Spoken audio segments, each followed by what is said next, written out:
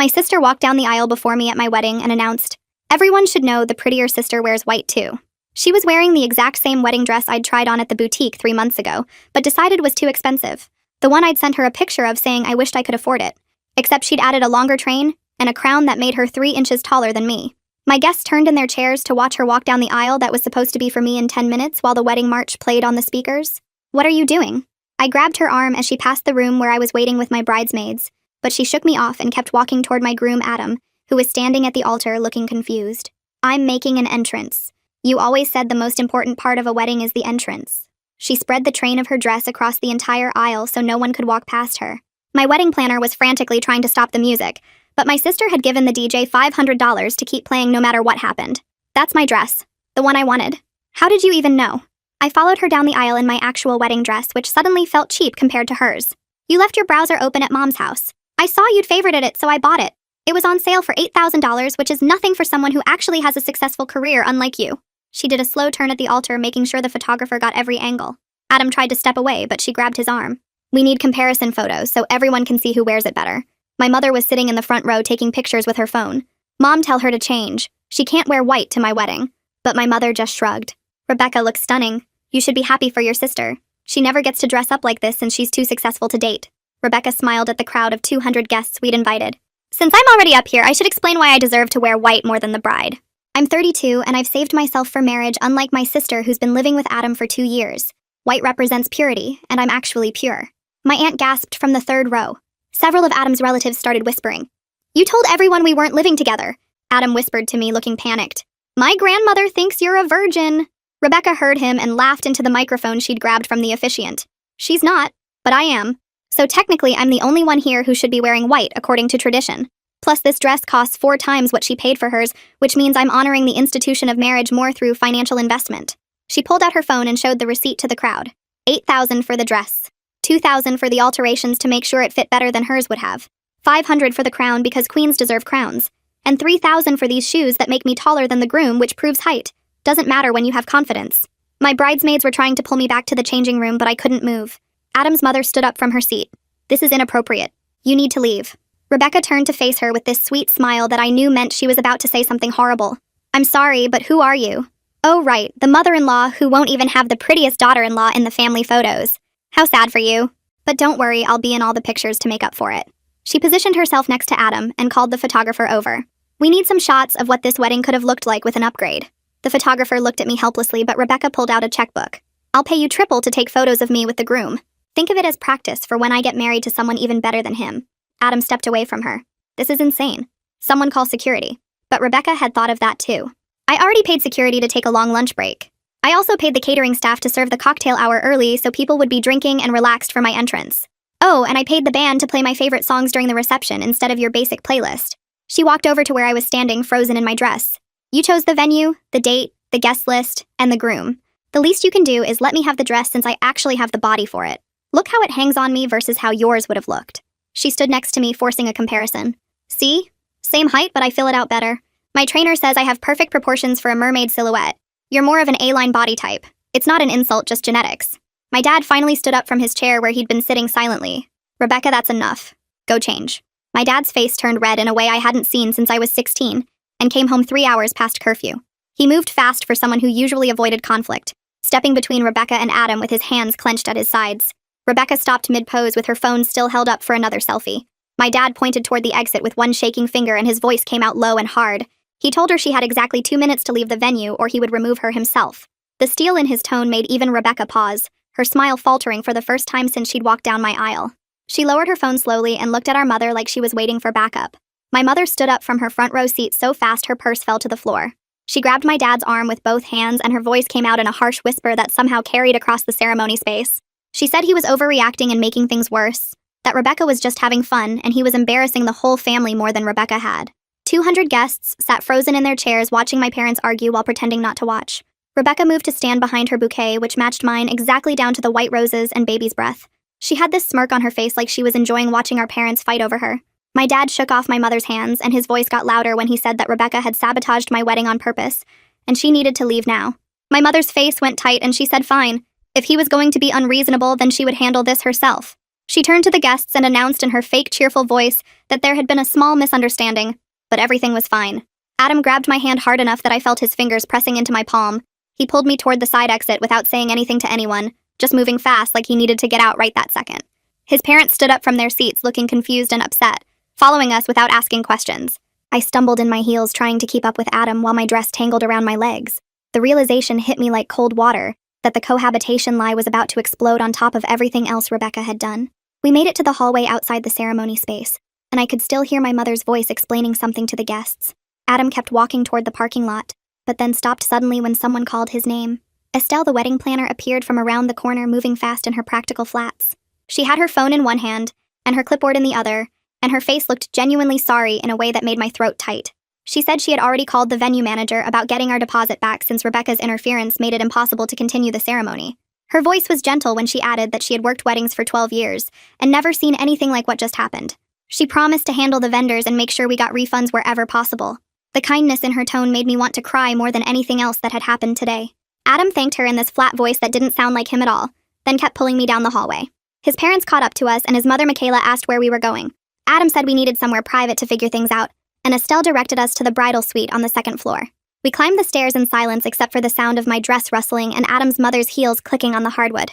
Elliot and Ainsley must have seen us leave because they appeared in the hallway and followed us without asking. We ended up crowded into the bridal suite with Adam's parents standing by the window, and Elliot and Ainsley near the door like they were guarding it. I could hear noise from downstairs where the ceremony space was, voices and movement that meant the chaos was still continuing. Adam sat down on the white couch and put his head in his hands. His mother stayed standing, and her voice was quiet but firm when she asked if Adam and I had been living together. The question hung in the air for what felt like forever. Adam lifted his head and looked at his mother, and the defeat in his eyes made my stomach drop. He said yes in a voice barely louder than a whisper. His father, Nathaniel, made this sound like air leaving a tire. Michaela's face went pale, and she sat down hard in the chair by the makeup mirror. She said they had driven 6 hours and spent thousands on travel and hotel for a wedding built on lies. I watched Adam physically shrink under his father's disappointment, his shoulders curling forward like he was trying to make himself smaller. Nathaniel said they had talked to their church friends about the wedding and bragged about how their son was doing things the right way. I tried to explain that we lied because we knew his religious family wouldn't approve of us living together before marriage. The words sounded hollow even to me as I said them. Michaela looked at me, and the hurt in her voice cut deeper than anger would have. She asked why we didn't just tell the truth if we were going to do what we wanted anyway. I didn't have a good answer for that. The door burst open and my mother came in without knocking, with Rebecca trailing behind her still in that expensive white dress. My mother announced in her bright fake voice that Rebecca had graciously agreed to change clothes, so we could proceed with the ceremony.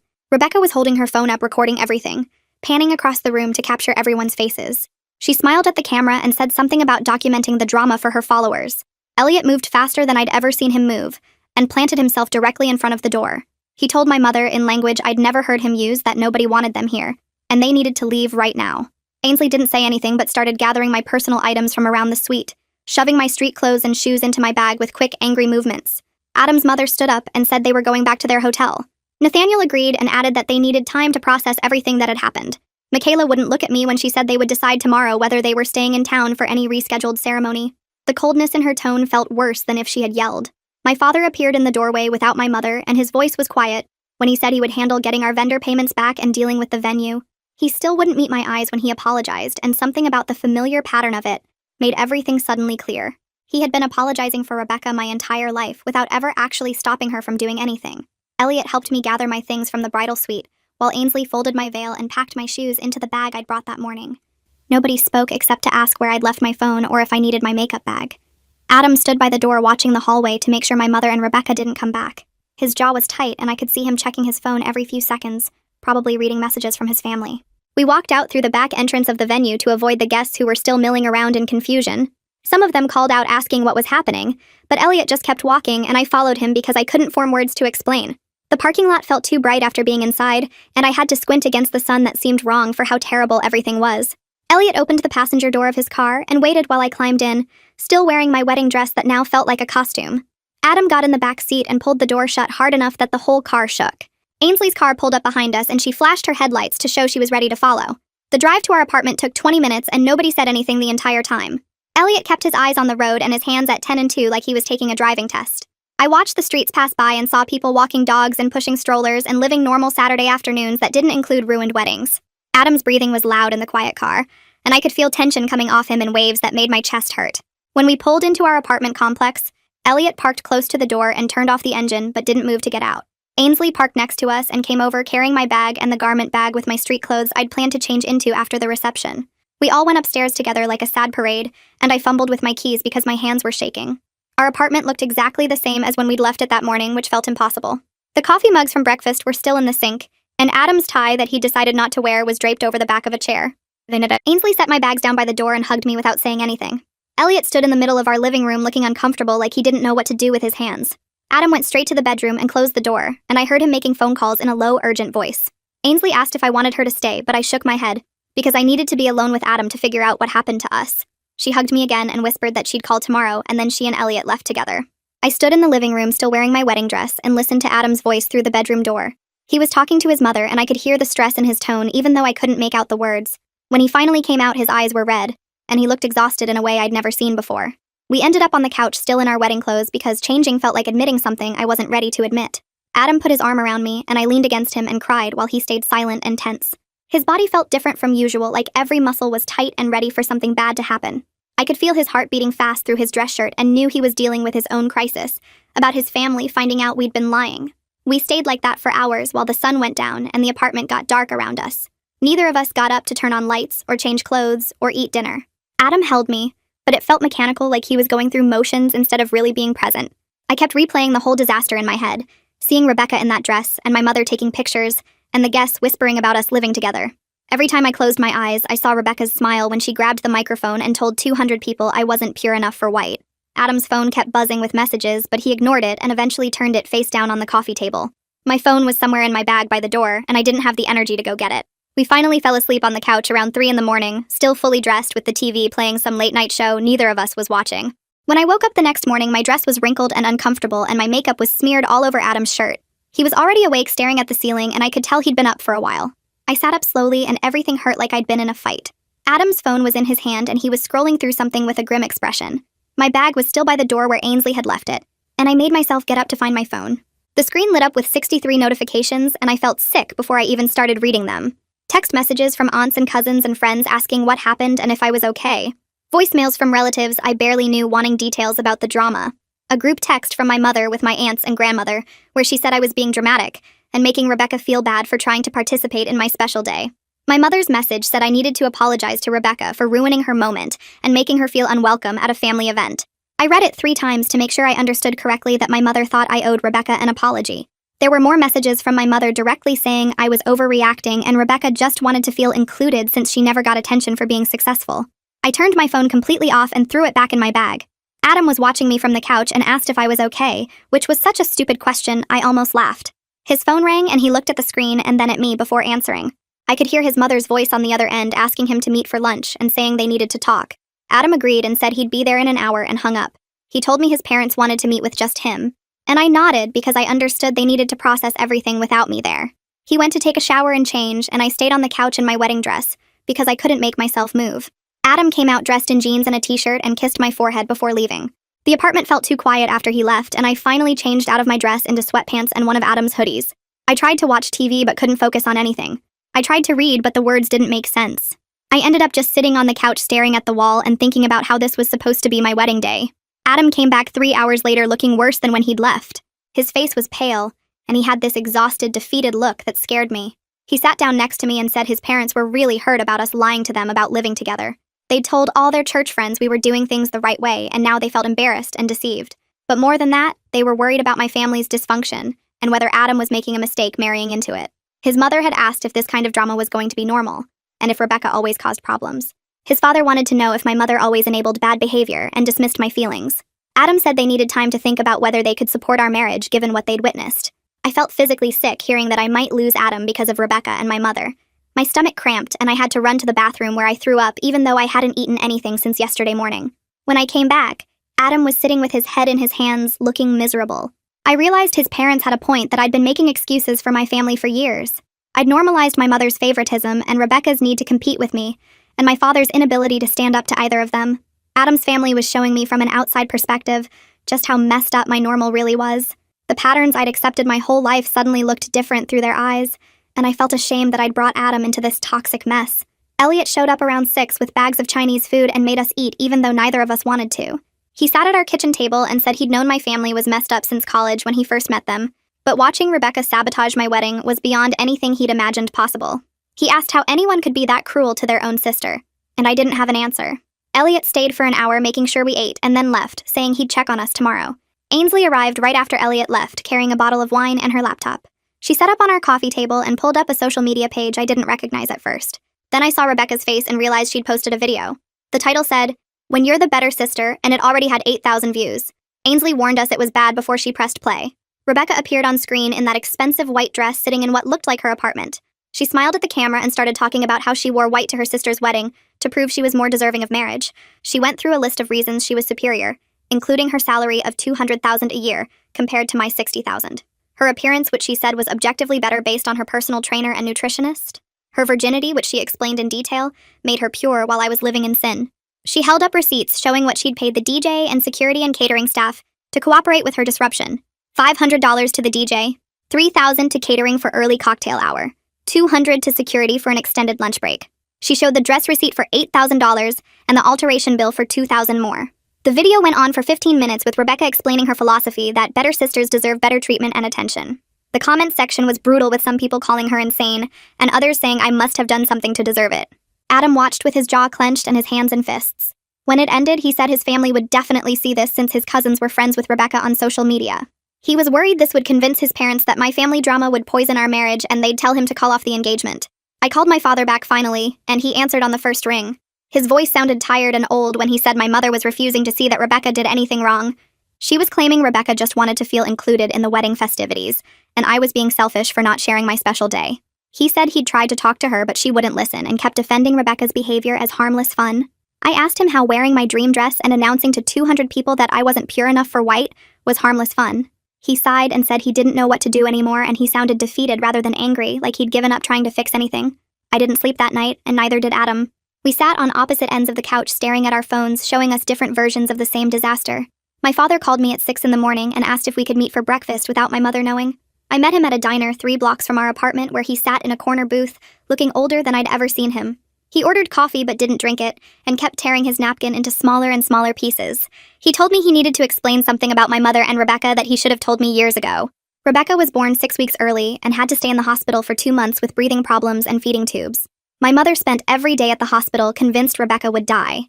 And when she finally came home, my mother treated her like she was made of glass. He said my mother developed this idea that Rebecca needed extra protection and attention because she'd almost lost her, and that mindset never went away even after Rebecca grew up healthy and successful. For 32 years, he'd watched my mother prioritize Rebecca's needs and feelings over mine, and he'd gone along with it to keep peace in the marriage. He said he knew it was wrong, but he didn't know how to stop the pattern now, and he was sorry he'd failed me as a father. I asked him why he was telling me this now instead of 20 years ago when it might have made a difference. He said he thought if he just kept quiet and let my mother handle things, eventually she'd see how much damage she was doing. But instead, it just got worse. I left the diner without finishing my eggs and drove home crying so hard I had to pull over twice. Adam was awake when I got back, and we had the fight I'd been dreading since the wedding. He asked if we should even try to reschedule or just go to the courthouse and sign papers and be done with it. I could hear how tired he was in his voice, like he'd been thinking about this all night. He said he wanted a real wedding with his family there and our friends celebrating, but not if it meant giving my family more chances to humiliate us in front of everyone we know. I tried to argue that we could have security or keep my family away, but he pointed out that my mother and Rebecca had already proven they'd find ways around any boundaries we set.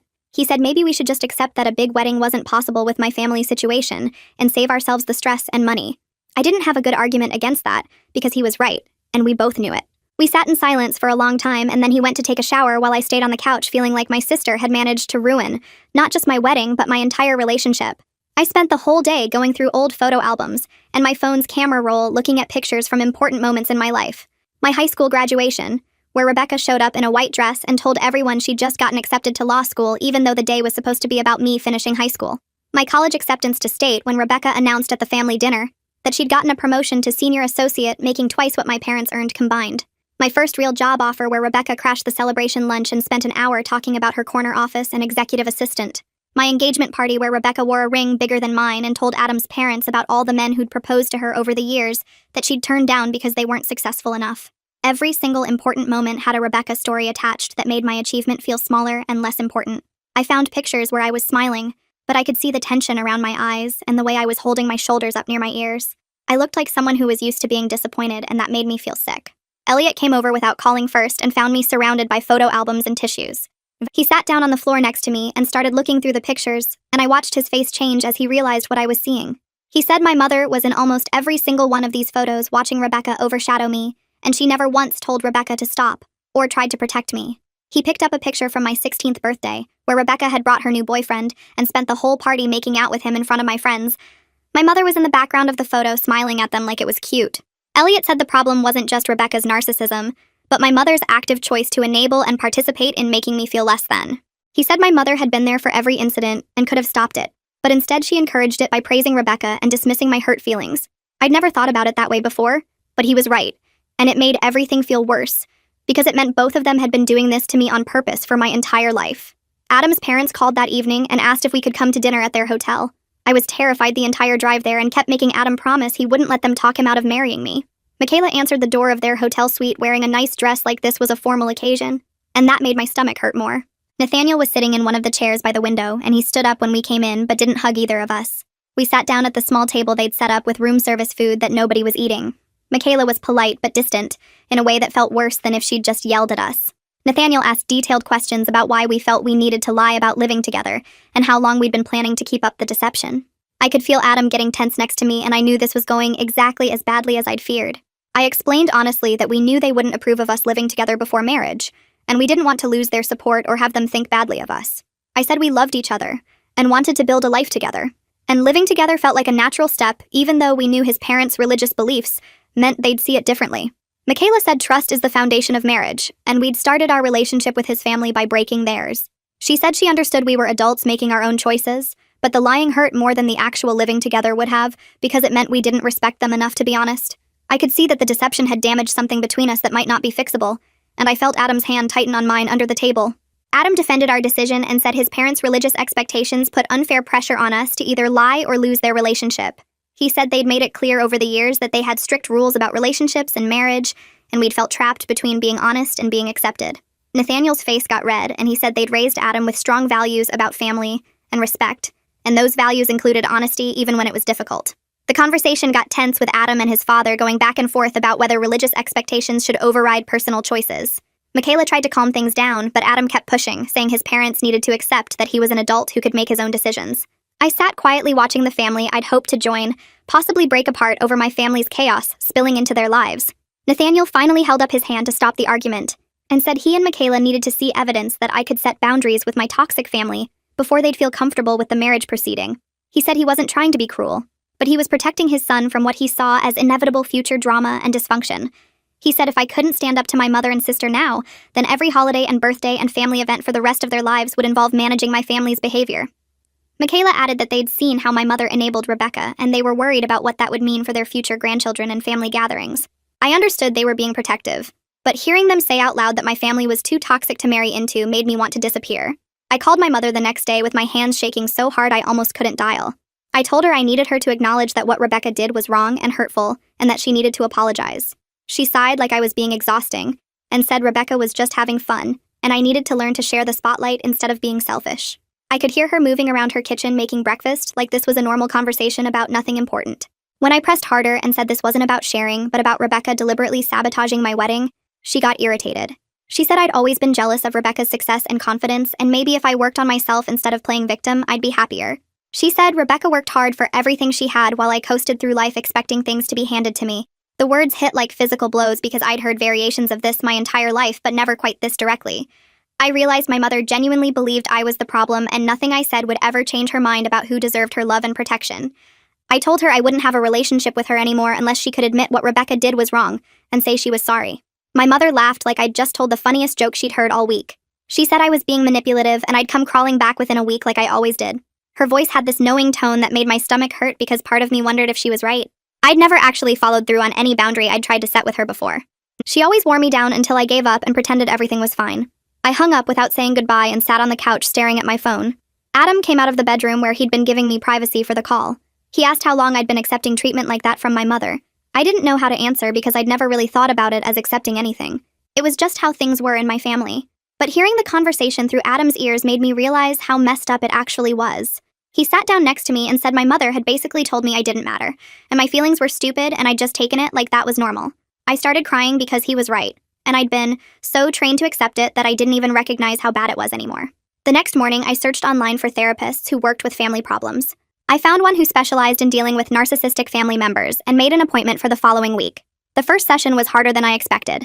I sat in her office trying to explain my family and watching her face change as I described things I thought were just regular family stuff.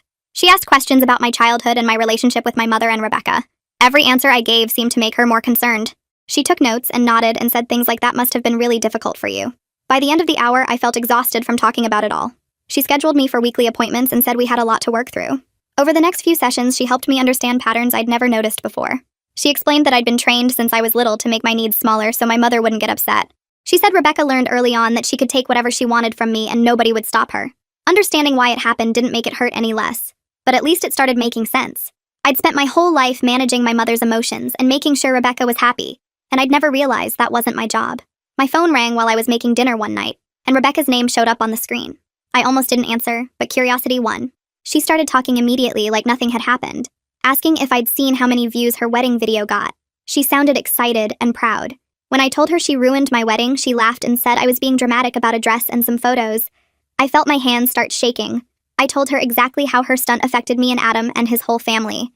I explained that Adam's parents almost didn't want him to marry me because of what she did. Rebecca's response was that if Adam couldn't handle a little family drama, then he was too weak for me anyway. Her voice had zero guilt or concern in it. She genuinely didn't think she'd done anything wrong.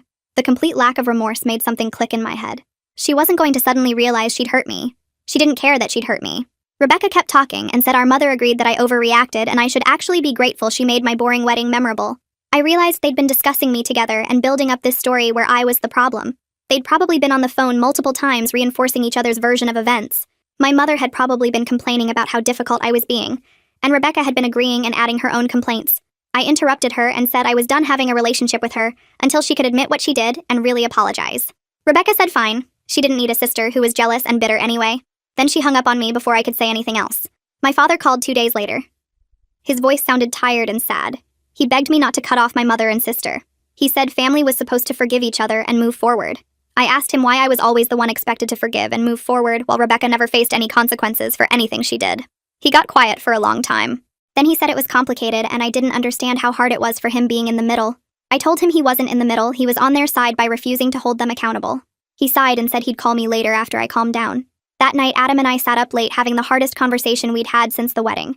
He said he loved me, but he was scared of spending our whole lives dealing with my mother's favoritism and Rebecca's sabotage at every important moment. He worried about future kids and holidays and birthdays. He asked what would happen when we had children and my mother favored Rebecca's kids over ours. What would happen at our kids' graduations or weddings if Rebecca decided to make those about herself too? I didn't have good answers because I was worried about the same things.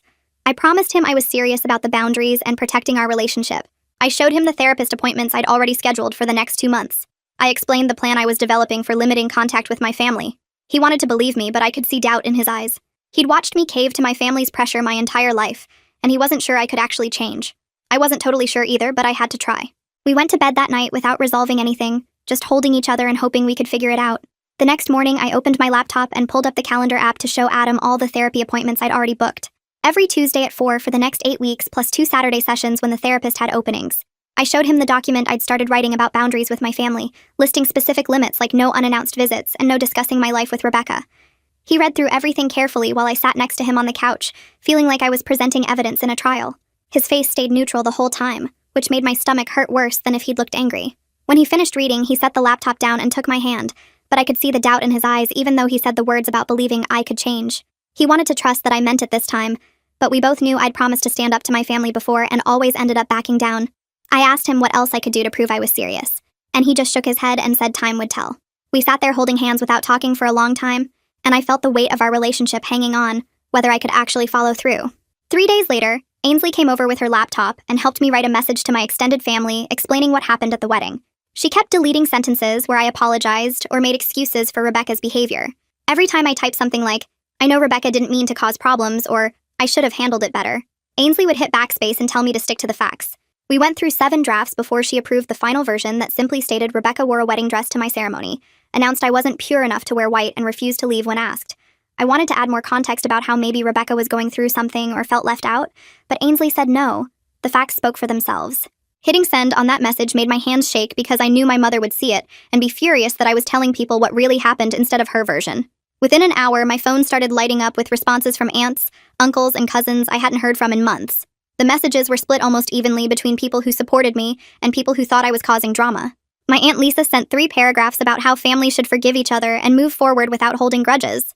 My cousin Janice said he'd always known Rebecca was difficult, and he was sorry I had to deal with her sabotage. My mother's sister called me directly instead of texting and spent 20 minutes explaining that I was being cruel to Rebecca, who just wanted to feel special for once in her life. She said Rebecca worked so hard at her career and never got to dress up or be the center of attention, so wearing a pretty dress to my wedding was just her way of participating in the celebration. I tried to explain that Rebecca could have worn any dress except a wedding dress, but my aunt kept talking over me saying I was being selfish and rigid about traditions that didn't really matter. When I finally got off the phone, I felt exhausted and confused, like maybe I was overreacting after all. Ainsley had to remind me that wearing a wedding dress to someone else's wedding and announcing the bride wasn't pure enough for white wasn't participating in a celebration. It was deliberately cruel. Over the next few days, I started noticing a pattern in the responses from relatives who sided with Rebecca. They all used similar language about me overreacting and being dramatic and not being able to share the spotlight. I realized my mother must have been calling people and giving them her version of events before they saw my message. Several cousins mentioned that Rebecca had posted a video explaining her side, and when I finally looked it up, I felt sick. The video had 15,000 views and hundreds of comments calling me jealous and bitter. Rebecca had edited it to make herself look like a victim of my insecurity, showing clips of her in the dress and talking about how she just wanted to celebrate her sister's big day by looking nice. She never mentioned announcing I wasn't pure or refusing to leave when asked. Half my extended family had seen that video before reading my message and already believed I was the problem. My mother's narrative about Rebecca making an innocent fashion choice and me throwing a tantrum had spread through the family faster than the truth. Elliot came over that evening and suggested I post my own video explaining what actually happened with footage from the wedding if we had any. I told him I didn't even know if the photographer had captured Rebecca's entrance since she'd paid him to focus on her. Elliot pulled up Rebecca's video on his phone and started taking screenshots of the comments section where people were calling me names and saying I didn't deserve a wedding if I couldn't be happy for my sister. He wanted me to respond publicly and set the record straight, but I wasn't sure that was the right move.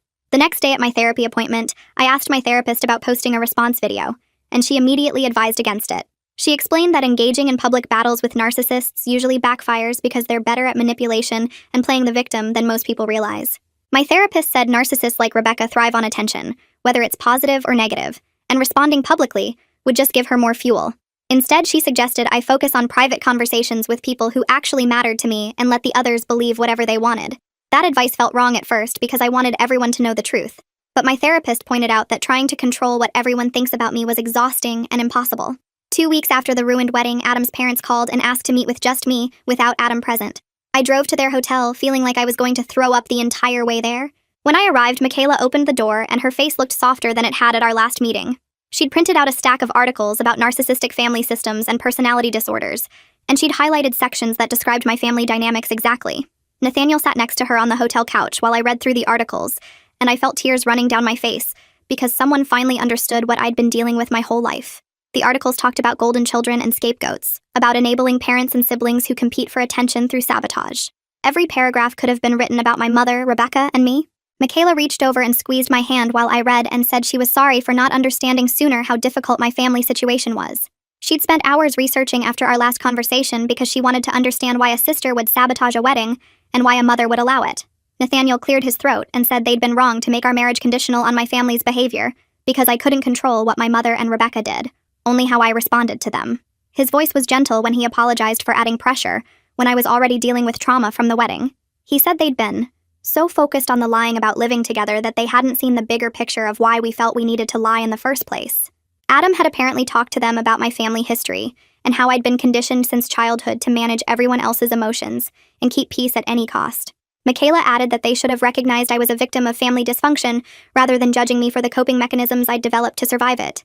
Hearing Adam's parents say these things made me cry harder, because my own parents had never acknowledged any of this or tried to understand my perspective.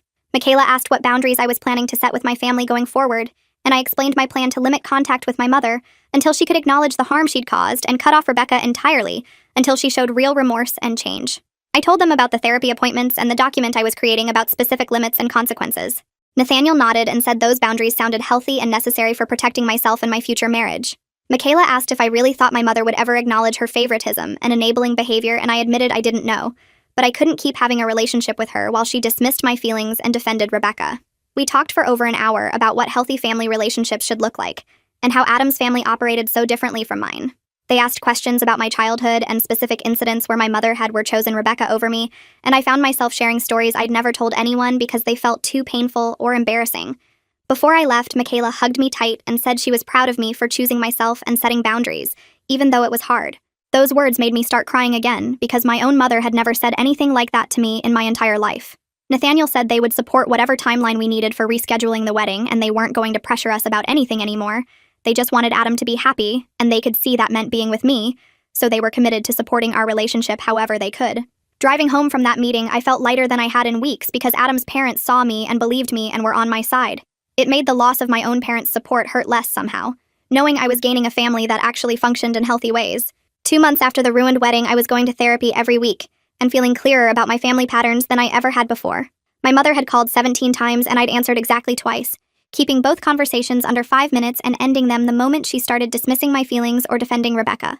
The first call, she'd cried and begged me to forgive Rebecca and move on like nothing happened. The second call, she'd gotten angry and accused me of being cruel and holding grudges. Both times, I'd calmly repeated my boundary that I wouldn't discuss Rebecca with her, and I needed her to acknowledge that what happened at the wedding was wrong before we could move forward. Both times, she'd refused, and I'd ended the call. My therapist said I was doing exactly the right thing by staying consistent with my boundaries, even when my mother tried different tactics to break them down. I blocked Rebecca on every social media platform 2 days after that conversation where she showed zero remorse about ruining my wedding. Elliot told me she was still posting stories about her amazing life and making vague references to her jealous, bitter sister who couldn't handle her success. He showed me one screenshot before I asked him to stop because seeing her face made my chest tight with anger. I was still learning to process in therapy. My therapist said blocking her was healthy self-protection, and I shouldn't feel guilty about cutting off access to someone who consistently hurt me. Ainsley mentioned that several mutual friends had reached out asking if they should stop following Rebecca, and I told them to do whatever felt right for them, but please don't update me about her content anymore. I needed space from Rebecca's version of reality where she was the victim and I was the villain. My therapist had me keep a journal of moments when I felt tempted to check Rebecca's social media and write down what I was actually feeling underneath that urge. Most of the time, it was a need for validation that what happened was really as bad as I remembered, or a desperate hope that she might have posted an apology. Neither of those things were going to happen through stalking her online, so I focused on other ways to process the grief. 3 weeks into my consistent blocking strategy, I sat down at my kitchen table with my laptop and started writing a letter to Rebecca that I knew I would never send. My therapist had suggested this exercise as a way to say everything I needed to say without actually giving Rebecca the opportunity to dismiss or attack me again. I wrote for 2 hours straight about specific incidents from our childhood where she had sabotaged or overshadowed my moments. The time she told everyone at my 8th grade graduation party that I only got honors because the teachers felt sorry for me. The time she showed up to my college acceptance celebration dinner and announced she'd gotten into a better school with a full scholarship. The time she convinced my high school boyfriend that I was cheating on him so he broke up with me right before prom. I wrote about how her behavior at my wedding wasn't an isolated incident, but the culmination of 30 years of making sure I never got to feel special or celebrated. I explained exactly what I had needed from a sister, which was someone who protected me and cheered for me, instead of competing with me and tearing me down. I wrote about the pain of realizing our mother had enabled this dynamic my entire life by praising Rebecca's cruelty as confidence and dismissing my hurt as jealousy. By the time I finished the letter, I was crying, but it felt different from the angry, helpless tears I'd cried before. These tears felt like release and acceptance that the sister relationship I'd always wanted was never going to exist. My therapist read the letter during our next session and said it showed real growth in my ability to name the harm and grieve what I'd lost. She reminded me the letter was for my healing, not for changing Rebecca, and I should keep it somewhere safe as a reminder of why my boundaries were necessary. My father texted me asking to meet for coffee without my mother knowing, which immediately made my stomach drop. We met at a place across town where none of our relatives would see us, and he looked older than I remembered from the wedding. He ordered black coffee and sat across from me fidgeting with his cup for a full minute before speaking. He admitted he'd been enabling the dysfunction between my mother and Rebecca for over 30 years, because confronting it was harder than just keeping peace. He said watching Rebecca destroy my wedding had finally made him see how bad things had gotten and how much damage his silence had caused. He told me he was proud of me for setting boundaries even though they were making family gatherings uncomfortable, and my mother was furious with both of us. I wanted to feel relieved that he finally understood, but mostly I felt sad that it had taken this long, and this much pain for him to acknowledge what I'd been living with my whole life. He asked what he could do to help repair our relationship, and I appreciated that he was asking instead of just assuming everything would go back to normal. We talked for over an hour about specific ways he'd chosen my mother's comfort over my well-being, and he didn't make excuses or try to minimize any of it. He said he understood if I needed time and space from him too, because he'd earned my distrust through years of letting me down. Before we left, he hugged me tight and said he wished he'd been a better father and he was going to try to do better now, even though it was probably too late. 2 days after that coffee meeting, I called my father and told him something I'd been thinking about since we talked. I said I loved him, but I couldn't have a relationship with him if he kept facilitating my mother's access to me and information about my life. That meant no passing along my phone number if I changed it, and no sharing details about where I lived or what I was doing. It meant not pressuring me to attend family events where Rebecca would be present, and not guilt-tripping me about my mother's hurt feelings. He was quiet for a long time before asking if I was really going to make him choose between his wife and his daughter. I told him I wasn't making him choose anything, but I was protecting myself from people who hurt me, and if he couldn't respect my boundaries, then he was choosing to participate in that hurt. He sighed this heavy, sad sigh and said he understood what I was saying, but my mother was his partner of 35 years, and he couldn't just cut her off or hide things from her. I felt something break in my chest hearing him say that, because I'd known deep down he was going to choose my mother like he always had, but hearing it out loud still hurt. I told him I loved him, and I hoped someday he'd be able to have a relationship with me that wasn't filtered through my mother's feelings, but until then, I needed to limit our contact. He said he was sorry and he did love me, even if he couldn't show it the way I needed. We hung up, and I sat on my couch crying for an hour because losing my father, even though he'd never really been there for me, felt like another layer of grief I had to process. Adam found me crying and held me while I explained the conversation with my father. He said he was sorry my dad couldn't step up, but he was glad I'd stated my needs clearly instead of hoping things would magically change. We talked about what our wedding should look like now that my family wasn't going to be part of it, and I admitted I felt sad about that, even though I knew it was necessary. Adam suggested we do something small with just the people who actually supported us, and I realized that sounded perfect, and also terrifying. Planning a wedding without worrying about my mother's opinions or Rebecca's potential sabotage felt freeing, but it also meant accepting that my family really wasn't going to be there for the biggest moments of my life. We decided to have a ceremony with just Adam's family plus Elliot and Ainsley, and maybe a few other close friends who had reached out with genuine support after the wedding disaster. Adam's parents had a beautiful backyard, and Michaela had already offered to host whatever we wanted whenever we were ready. I made a list of about 30 people total who we actually wanted present, and it felt right in a way the original 200-person wedding never had. Planning became exciting instead of stressful, because every choice was about what we actually wanted, rather than managing other people's expectations or preventing my family's drama. 3 months after the original wedding date, we got married in Adam's parents' backyard on a sunny Saturday afternoon in early fall. Michaela had decorated with simple white flowers and lights strung through the trees, and it looked magical without being over the top. Nathaniel officiated using a ceremony script he'd written specifically for us that mentioned our journey and growth. There were 32 people total sitting in white chairs on the grass, and every single person there genuinely loved us and wanted us to be happy. I wore a new dress that I'd picked out with Ainsley, and it cost a third of what my original dress cost, but I felt beautiful in it. Adam wore a navy suit, and when I walked down the aisle with Elliot on one side and Ainsley on the other, he started crying happy tears. Nobody sabotaged anything or tried to make it about themselves. Nobody wore white except me. Nobody gave speeches about who deserved what or made comparisons or pulled focus. Michaela cried during the vows, and Nathaniel's voice cracked when he pronounced us married. Adam's brother took photos on his nice camera, and they were full of genuine smiles and joy. The reception was a catered dinner under the lights, followed by dancing to a playlist we'd made together. I felt present and joyful in every moment, in a way I couldn't have at the original wedding because I wasn't waiting for the next disaster or managing anyone's feelings except my own. The ceremony itself was simple and beautiful in ways that mattered more than expensive flowers or fancy venues. Adam's vows talked about my strength and growth over the past few months, and how he was proud to marry someone who chose herself even when it was hard. I cried through my own vows about finding a family that actually saw and valued me. When Nathaniel announced us as married, everyone cheered, and it felt real in a way I'm not sure the original ceremony would have even if Rebecca hadn't ruined it. We cut a small cake that Michaela had made and toasted with champagne, and danced until the sun set completely. Elliot gave a short speech about watching me find my voice, and Ainsley told embarrassing college stories that made everyone laugh. Adam's grandmother pulled me aside and said she could see how happy Adam was, and that was all that mattered to her. Several of Adam's relatives told me they were glad to have me in the family, and I believed them because they'd shown up for us when my own family wouldn't. Driving away from the reception with Adam as my actual legal husband felt surreal and perfect, and I was grateful we'd waited until we could do it right. 2 days after the wedding, a card arrived in the mail with my father's handwriting on the envelope. Inside was a check for $5,000 and a note saying he wished he could have been there, and he was proud of me and he hoped the money would help us start our marriage. I appreciated the gesture because I knew it was his way of showing support within the limits my mother had set for him. But I was also clear with myself that his absence had been his choice, and I wasn't responsible for managing his guilt about it. I deposited the check and sent him a brief thank you text without offering to meet up or share details about the ceremony. My therapist said I was doing a good job maintaining boundaries while still acknowledging his gesture, and I felt proud of myself for not falling back into old patterns of making my father feel better about letting me down. My mother left an angry voicemail 3 days after the wedding, saying I was cruel and selfish for excluding family. She said I would regret this when I was older, and my children asked why they didn't know their grandmother. She said Rebecca was heartbroken that I was holding a grudge over a simple misunderstanding, and my father was depressed because I'd cut him off over nothing. The voicemail was 4 minutes long and full of the same dismissive language and guilt trips I'd heard my entire life. I saved it in a folder on my phone labeled Reasons for Boundaries, because my therapist said it was helpful to have concrete reminders when I felt tempted to doubt myself. Then I deleted my mother's number from my contacts, so I wouldn't be tempted to call her back during weak moments. Adam asked if I was okay after listening to it, and I said I was sad, but also relieved because her reaction proved I'd made the right choice. 6 weeks after our actual wedding, Adam and I were settling into married life in ways that felt surprisingly normal and healthy. We'd gotten into a routine of cooking dinner together and talking about our days and making plans for the future that didn't involve managing my family's drama. Michaela started calling me every Tuesday just to chat about random things like recipes she wanted to try or books she was reading. The calls weren't about checking on me or asking about my family situation. They were just normal mother-daughter-in-law conversations that made me feel like part of their family. Nathaniel sent me encouraging texts every few days about my therapy progress and articles he'd found about family systems and boundaries.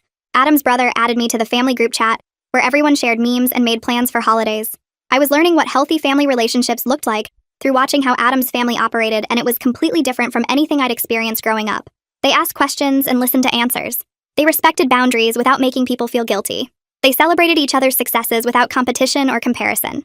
They apologized when they messed up and actually changed their behavior.